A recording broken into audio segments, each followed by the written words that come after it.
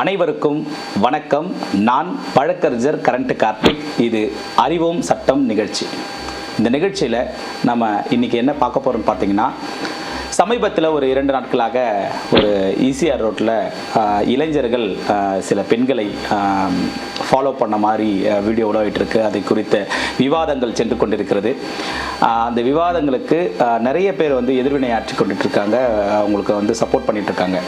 முதலாவதாக நாம் தெரிந்து கொள்ள வேண்டிய ஒரு விஷயம் என்னன்னு பார்த்தீங்கன்னா, இது போன்று சில இளைஞர்கள் பெண்களை பின்தொடர்ந்தால் நாம் என்ன செய்வது அப்படின்ற கேள்வி தான். நீங்கள் வேலை செய்கிற இடத்துலையோ, இல்லை நீங்கள் எங்கேயாவது ஒரு ஸ்போர்ட்ஸ் அகாடமியில் போயிட்டு கோச்சிங் போகிற டைம்லேயோ, இல்லை மற்ற இடங்களிலோ ஒரு ஆண் உங்கள் பின்னாடி உங்களை பின்தொடர்றாங்க அப்படின்னா, நீங்கள் BNS 78 அப்படின்ற செக்ஷனில் நீங்கள் அவங்க மீது நடவடிக்கை எடுக்கலாம். BNS பிரிவு 78 என்ன சொல்லுதுன்னு பார்த்தீங்கன்னா, ஒரு பெண் அவளோட அனுமதி இல்லாமல் அவங்கள குறுன்னு பார்க்குறது, அல்லது அவங்க என்ன பணி செஞ்சுட்டு இருக்காங்க. இப்போ நீங்கள் ஒர்க் பிளேஸில் கூட ஒருத்தரை பிடிக்காமல் இருக்கலாம், நீங்கள் அவங்களை கூப்பிட்டு வார்ன் பண்ணிக்கலாம். எனக்கு உங்களை பிடிக்கல, என்னை ஏன் நீங்கள் பார்த்துட்டே இருக்கீங்க அப்படின்னு சொல்லலாம்.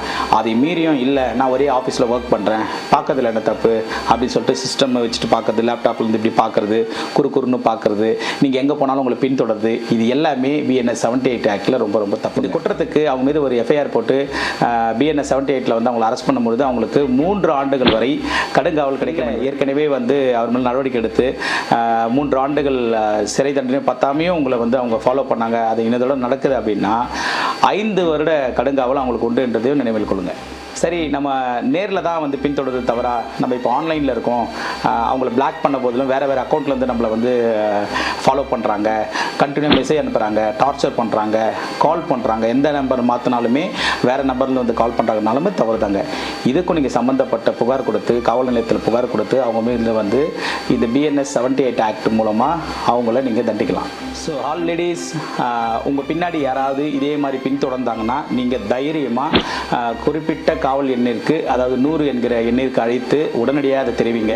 100க்கு கால் பண்ணி என்னால் அவங்கள ரீச் பண்ண முடியல, நான் 100க்கு ஃபோன் பண்ணி ஒரு பேட்ரோல் வரதுக்கு முன்னாடி அல்லது போலீஸ் வரதுக்கு முன்னாடி அவங்க ஓடிடுறான் அப்படின்னா, சம்மந்தப்பட்ட ஆள் யார் என்பதை நீங்கள் தெரிந்து கொண்டு சம்மந்தப்பட்ட காவல் நிலையத்துக்கு சென்று நீங்கள் புகார் அளித்தால் இந்த BNS 78 ஆக்ட் உங்களை காப்பாற்றும். ஸோ பெண்களே, நீங்கள் தைரியமாக எங்கே வேணால் போகலாம். உங்கள் பின்னாடி யார் வந்தாலுமே இனிமேல் BNS 78 நீங்கள் யூஸ் பண்ணி அவங்க மேலே வழக்கு தொடுக்கலாம். சரிங்களா? இந்த மாதிரி வீடியோஸ் நீங்கள் தொடர்ந்து பெற என்னை சப்ஸ்கிரைப் பண்ணுங்கள். வேறு ஏதாவது உங்களுக்கு சட்டம் சார்ந்த கேள்விகள் இருந்ததுன்னா எனக்கு கமெண்ட் பண்ணுங்கள். நன்றி, வணக்கம்.